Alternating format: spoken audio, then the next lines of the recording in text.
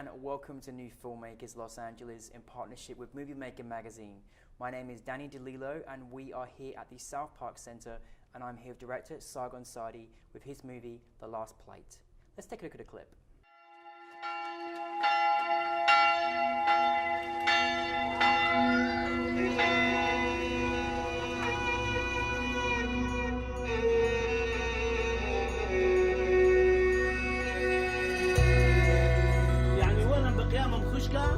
من فيه 11 لك إذا ما ينساف رأسا لك إذا قد قلت نهار الجلة حاول شيء لدهوة حاول شيء لباري حاول شيء لهوياته يعني لك إذا دخلتنا لك إذا مريم حضرك انطعنا لهم كن دريا لهم خانا لك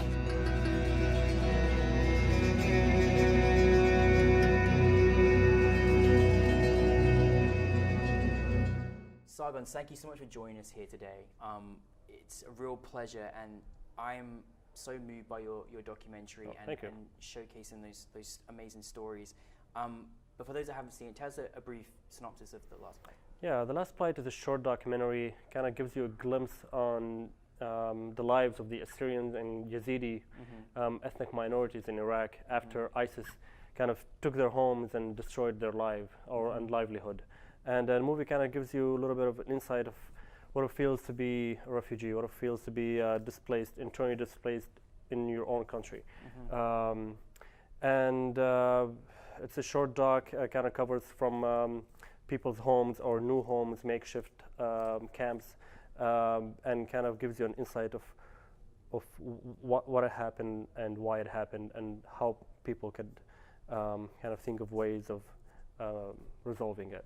Yeah, I mean, Sargon, it's a very powerful story, and it's a worldwide fact of what we're all feeling and experiencing. But this is much more closer to home, for you as well. Where did kind of the inspiration come for you in deciding to sort of tell these stories? Yeah, well, I mean, it's a humanitarian tragedy to begin with, but also being an Assyrian myself, it's a personal story to me as well. I know a lot of people in Iraq who are affected, and the Assyrians, being a minority in Syria and Iraq, they kind of get marginalized all the time. They're least talked about, no matter what happens to them. And lately, since ISIS started taking control of Iraq and Syria, the Assyrians have taken a big hit, where the majority of their homes have been stolen, taken over, people have been kidnapped and taken hostage.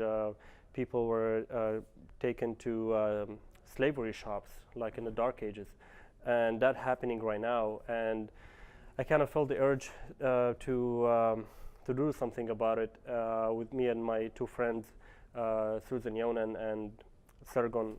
We both traveled over there, and we did this doc.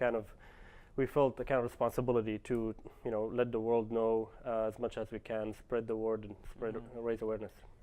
I think it's truly remarkable, and I think when you make a film that's obviously close to home as well, but then going to make something to give more awareness to what is actually really going on, how these people are being forgotten, how we're not hearing enough about what is going on over there and how people's lives are being truly affected. I mean, obviously at the same time, you had to sort of make a very brave decision to go over to, a place that had so much suffering.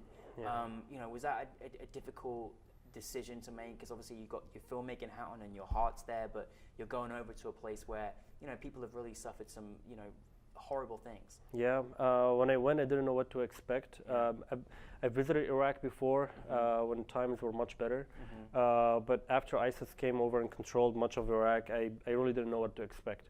And I kind of felt a little bit more comfortable when my friends were with me, and they've been there before, and I also know the language over there, so I don't have that language barrier. But a lot of people told me not to go, but I felt it was right, and I kind of knew it wasn't going to be that risky. And I also took kind of safety precautions of not, going without company and all of that. But it was definitely a serious decision that I had to think about. But I'm happy I did it, and I think the outcome was something that benefited to some extent, and I'm proud of that and happy about that. You should be.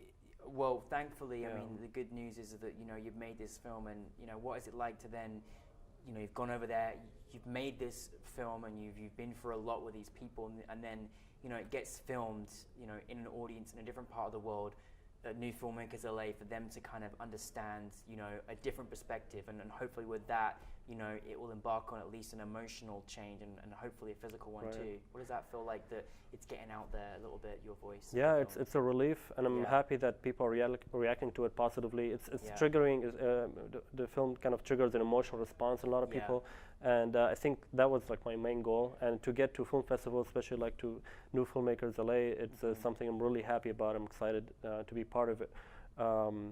And that's the point of the film, like to show it to as many people as possible, as many venues as possible, to people appreciate the story, the film, but also the cause.